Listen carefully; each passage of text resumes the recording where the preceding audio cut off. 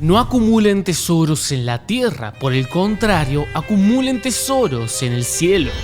¿En el cielo hay tesoros? ¿No se supone que el cielo ya es en sí mismo el tesoro? Durante generaciones nos enseñaron que el cielo era el destino final y que una vez adentro todos seríamos hermanos iguales. Pero la Biblia describe algo radicalmente distinto, un sistema de recompensas tan específico que tiene nombres, categorías y hasta un tribunal de evaluación, donde hay premios que se ganan pero que también se pierden. Hoy vamos a investigar ese sistema. Y te advierto, si crees que el cielo es flotar en nubes por el resto de la eternidad, estás equivocado y te lo voy a demostrar. Empezando por el evento que va a juzgar el trabajo de toda tu vida, el tribunal de Cristo. Quien habla de esto es el apóstol Pablo en su segunda carta a los Corintios. Allí introduce la idea de que los cristianos también seremos juzgados y que recibiremos lo que merecemos. Pero porque antes de seguir necesito aclarar algo. Cuando hablo de recibir lo que merecemos, no estoy hablando de salvación. Eso es una categoría completamente separada. La salvación, bíblicamente hablando, es un regalo que no se gana, que no se merece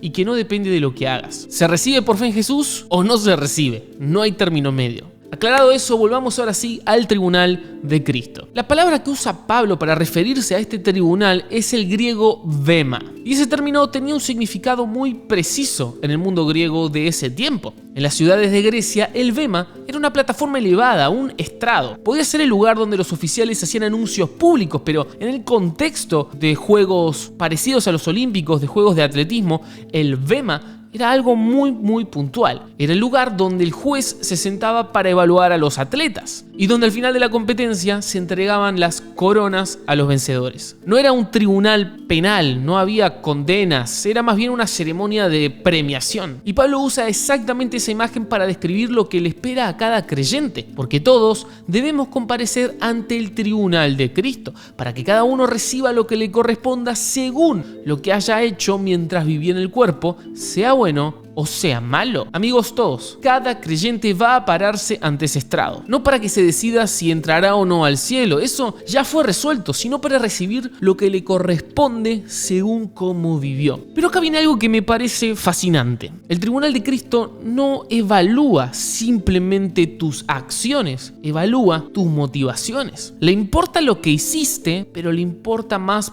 por qué lo hiciste. El mismo Pablo lo explica con una metáfora de construcción. Dice que la vida cristiana es como construir un edificio sobre un fundamento. El fundamento inamovible es Cristo Jesús, pero el edificio que construís sobre ese fundamento, bueno, depende de vos. Si alguien construye sobre este fundamento, ya sea con oro, plata, piedras preciosas o con madera, heno y paja, la obra de cada uno se hará visible, porque el día la dará a conocer, se revelará con fuego y el fuego probará la calidad del trabajo de cada uno. Oro, plata, piedras preciosas, madera, heno, paja. Las primeras tres sobreviven al fuego mientras las últimas tres se consumen. ¿Cuál es la diferencia entonces entre lo que está construido? Bueno, la motivación, lo que yace detrás. Las obras hechas para la gloria de Dios con un corazón genuino, guiadas por el Espíritu, esas son de oro y plata. Mientras que las obras hechas para la aprobación humana, para la imagen propia, con una agenda oculta, esas, amigos, son heno y paja. Se ven bien ahora, pero cuando pasen por el fuego, se van a quemar. Y esto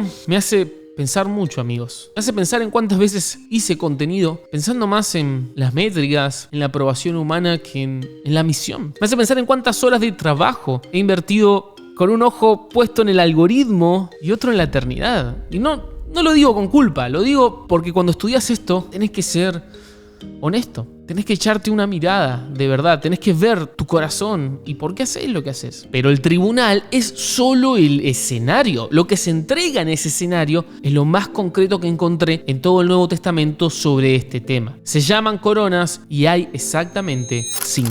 Pero antes de verlas, presta atención a lo siguiente. El Nuevo Testamento usa dos palabras griegas distintas para hablar de coronas. Una es diadema, la diadema real, la corona del rey, de aquel que gobierna por derecho divino. La otra palabra es estéfanos, es la guirnalda de laureles que se le ponía al atleta que ganaba en los Juegos Atléticos, la misma que por ahí a veces ves en los Juegos Olímpicos. Las 5 coronas de las que vamos a hablar, las recompensas que se ganan en el tribunal de Cristo, son estéfanos, son coronas de victoria, coronas que se ganan y cada una corresponde a un área específica de la vida cristiana. Empecemos por la primera de todas, la corona incorruptible. ¿No saben que en una carrera todos los corredores compiten, pero solo uno recibe el premio? Corran, pues, de tal modo que lo obtengan. Todo el que compite en los juegos se somete a una disciplina rigurosa. Ellos lo hacen para obtener una corona que no dura, nosotros, en cambio, por una que dura para siempre. Este fragmento fue escrito por el apóstol Pablo estando él en la ciudad de Corinto. Y eso no es un detalle menor, porque Corinto era sede de los Juegos Ísmicos, o sea, una de las 4 competencias deportivas más importantes del mundo antiguo. Cada 2 años, atletas de todo el Mediterráneo llegaban a competir. La ciudad se transformaba, era el evento más importante, te diría, de todo el calendario deportivo del mundo griego. Esto significa que los primeros cristianos, quienes vivían en ese ambiente, que leyeron la carta de Pablo, entendían perfecto a lo que él estaba haciendo referencia. El atleta que quería competir en los Juegos Sísmicos tenía que someterse a no menos de 10 meses de entrenamiento oficial certificado. No es que tenía que entrenar por fuerza de voluntad, era un requisito legal. Debía pasar por una dieta estricta,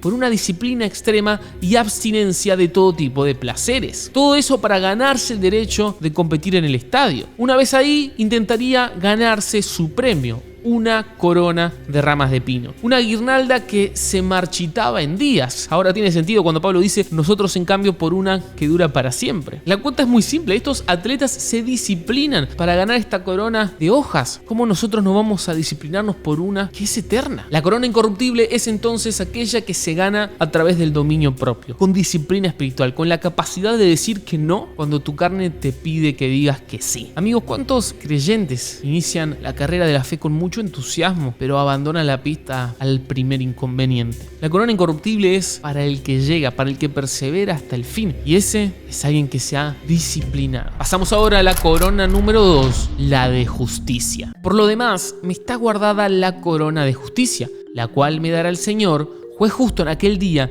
y no solo a mí, sino también a todos los que aman su venida.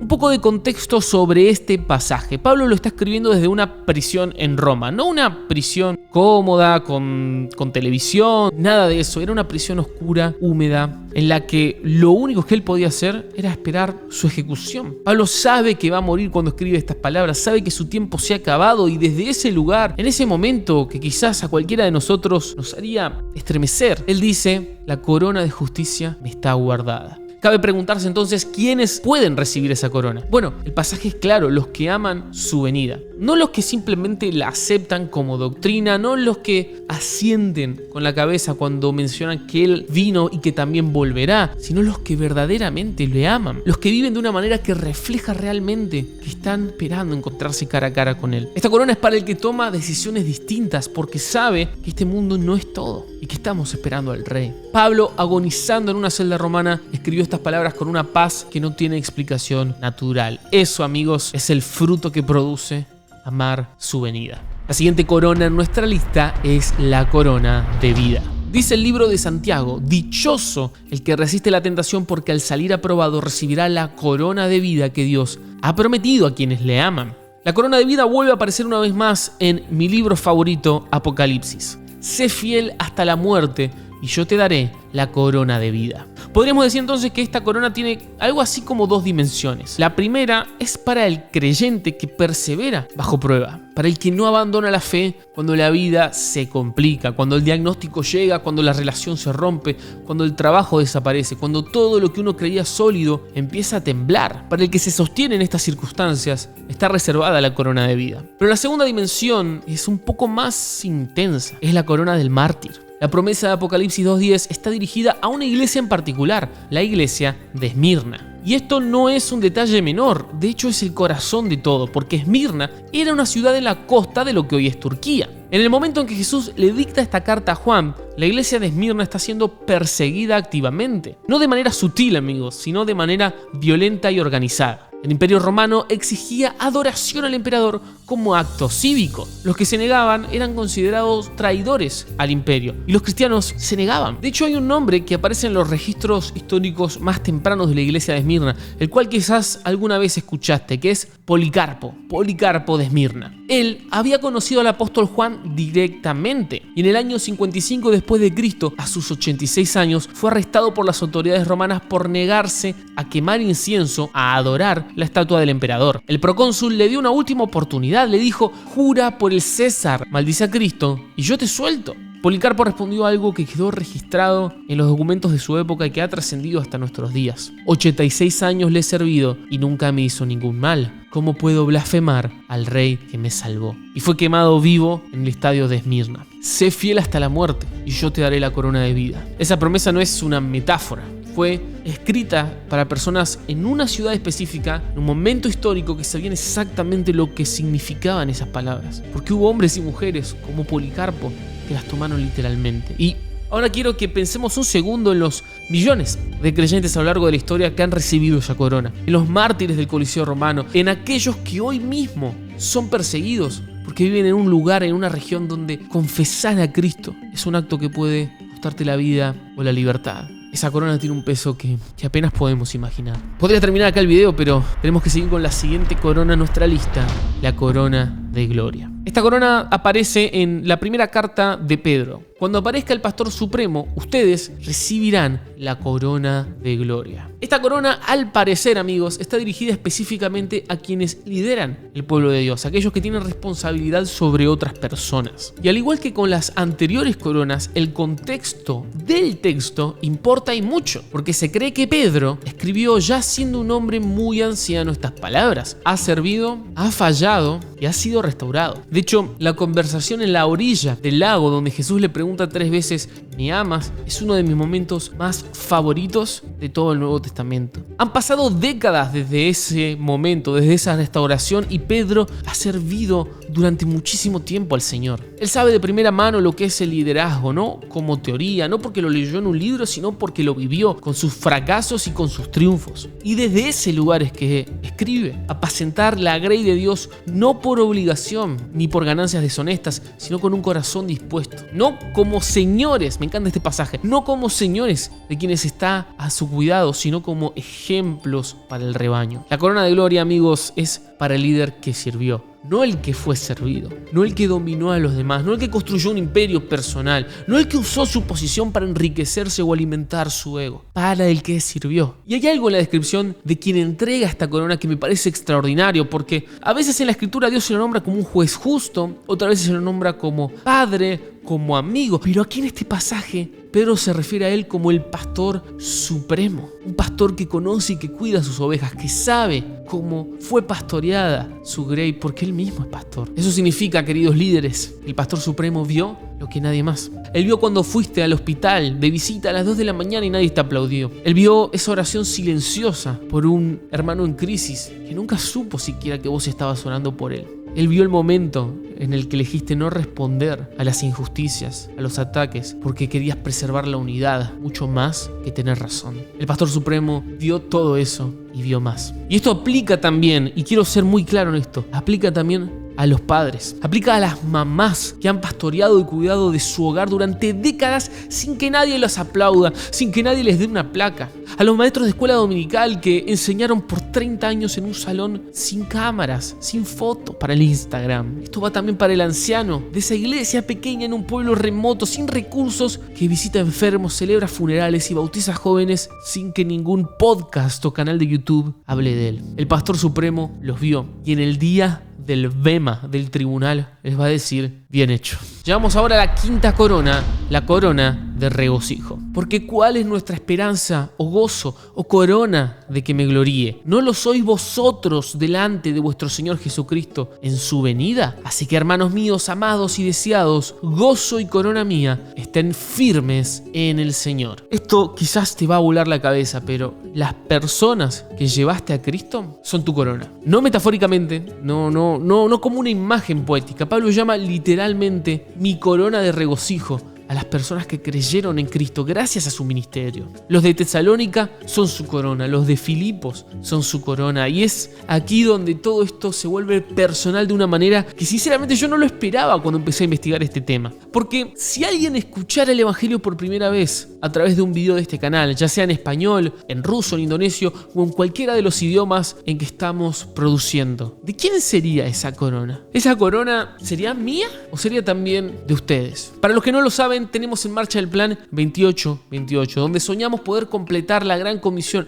Mateo 28, predicar este Evangelio del Reino a todo el mundo para finales del año 2028. Con un mínimo aporte mensual vas a estar ayudándonos a poder doblar nuestro contenido a un nuevo idioma cada mes, con el sueño de que cualquier persona en cualquier lugar pueda escuchar en su propia lengua el mensaje de salvación. Puedes unirte haciéndote miembro del canal aquí mismo en YouTube, o puedes entrar al link que aparece en pantalla y en la descripción del video si querés saber más. Creo con todo mi corazón firmemente que nos encontraremos en el cielo con muchas coronas, con muchas personas que han escuchado el mensaje del Evangelio gracias al increíble trabajo que hace esta comunidad. Ahora, hay algo más que supera incluso las coronas. Una recompensa que Jesús habló en parábolas, que casi nunca es discutida, lo que cambia por completo cómo entendemos todo esto. Pero antes de llegar ahí, dame un momento más, porque hay algo que dice Apocalipsis sobre el destino de estas coronas que a mí me parece de una belleza simplemente alucinante. Dice Apocalipsis 4 que los 24 ancianos se postraban ante el que está sentado en el trono y lo adoraban por los siglos de los siglos, echando delante del trono sus coronas. Ahora, puede que no estés familiarizado con esto, pero los 24 ancianos representan a la iglesia glorificada. Y ellos están al lado del trono y tienen coronas, han sido premiados por su trabajo. Y lo que hacen con ellas es arrojarlas a los pies del trono. No las guardan, no las exhiben, las devuelven. Porque al final, toda recompensa, todo bien que hayamos hecho, no es más que la gracia de Dios actuando en nosotros, siendo dada por Él, reconocida por Él y devuelta finalmente a su presencia. Es como un círculo perfecto. La recompensa finalmente termina siendo nuestra mejor adoración. Pero vamos ahora a lo que Jesús mismo dijo sobre estas recompensas del cielo. En el Evangelio de Lucas, capítulo 19, verso 11, se encuentra la parábola de las minas, la cual dice lo siguiente: un hombre noble se fue a un país lejano para ser investido rey y luego regresar. Llamó a 10 de sus siervos y entregó a cada uno una mina. Hagan negocio con este dinero hasta que yo vuelva, les dijo. Ahora, para entender mejor este pasaje, tengan en cuenta que una mina era aproximadamente 100 días del salario de un trabajador común. No era una fortuna, no era muchísimo dinero, era suficiente para invertirlo y trabajar con él. Y sobre eso, noten algo: el señor de la mina no les da instrucciones, no les dice cómo invertirlo, no les pide un retorno mínimo, no les pone objetivos, simplemente les dice: hagan algún negocio hasta que yo vuelva. La iniciativa, la creatividad, la decisión quedaba en manos de los siervos. Jesús nos cuenta entonces que un día este señor regresa y empieza a llamar uno por uno a sus siervos. Llegó el primero y dijo: Señor, tu mina ha producido 10 minas más. Hiciste bien, siervo bueno, le responde el rey, puesto que has sido fiel en lo poco, te daré autoridad sobre 10 ciudades. O sea, 10 ciudades. No es que le dio un diploma, un certificado, bien, no. Le dio una gran autoridad. Vino el segundo siervo y dijo: Señor, tu mina ha producido 5 minas. El rey le dijo: tú también estarás al frente entonces de 5 ciudades. Hay como una proporción acá, ¿no? Ganaste 10, tenés 10. Ganaste 5, tenés 5. Pero llega el tercero. Llegó entonces el otro y dijo: Señor, aquí está tu mina. La he tenido guardada en un pañuelo, pues tuve miedo de ti, porque eres un hombre severo. El rey le respondió: ¿por qué no pusiste mi dinero en el banco? Y le dijo a los presentes: quítenle la mina y dénsela al que tiene 10. El tercer siervo no robó la mina, no la malgastó, tampoco la perdió, simplemente la guardó. Y su argumento para guardarla fue el miedo. Y lo que hace el Señor a mí me deja sin palabras: le quita lo que tiene. Y yo creo que Jesús acá nos está dejando entrever algo, amigos. En el reino venidero va a haber diferencias reales entre los creyentes. Va a haber autoridad delegada, va a haber responsabilidades concretas, territorios asignados, y la magnitud de todo eso va a estar directamente conectada con lo que hiciste o dejaste de hacer, con lo que Dios te confió acá. Nivel 1, nivel 20, nivel 100. No como una metáfora, sino como una realidad que Jesús describió con nombres, números, con ciudades. Y siendo honesto con ustedes, a mí cuando era chico no me gustaba la idea del cielo. Lo digo en serio, no para sonar provocador o para generar comentarios. Lo digo porque durante años fue así. La imagen que yo tenía del cielo, de nubes blancas, ángeles flotando en una especie de bienestar, no me emocionaba. Me generaba algo parecido al aburrimiento y yo no sabía bien cómo procesar ese sentimiento porque sentía que admitirlo era casi una herejía. Honestamente no quería pasar la eternidad flotando. Pero cuando encontré esta parábola hace unos años, cuando entendí lo que Jesús describía, comprendí que el cielo no es un lugar pasivo, es un lugar activo. Es un lugar con trabajo, con misiones, con ciudades a cargo, con una creación entera que va a ser restaurada, que deberá ser gobernada. Que nosotros, reinando con Jesús, vamos a tener responsabilidades reales. Desde ahí todo cambió porque la eternidad dejó de ser algo que yo simplemente aceptaba como doctrina o digo, bueno, no quiero ir al infierno, así que vamos al cielo. Se volvió algo que anhelo, que deseo. No para escapar de lo malo, sino como el comienzo de algo para lo que esta vida es apenas una preparación. Si lo ves de esa manera, esta vida es un entrenamiento. Es la mina que nos dieron para multiplicar. Es el campo de juego que determina la magnitud de lo que va a venir. La eternidad es cuando empieza el juego de verdad. Y eso sí que me emociona. Y ya que estamos en este mood, en este sentir, si quieres aprender más sobre el cielo, voy a recomendarte este video donde estudiamos a fondo a los ángeles y vemos los diferentes rangos y jerarquías que hay en el reino celestial.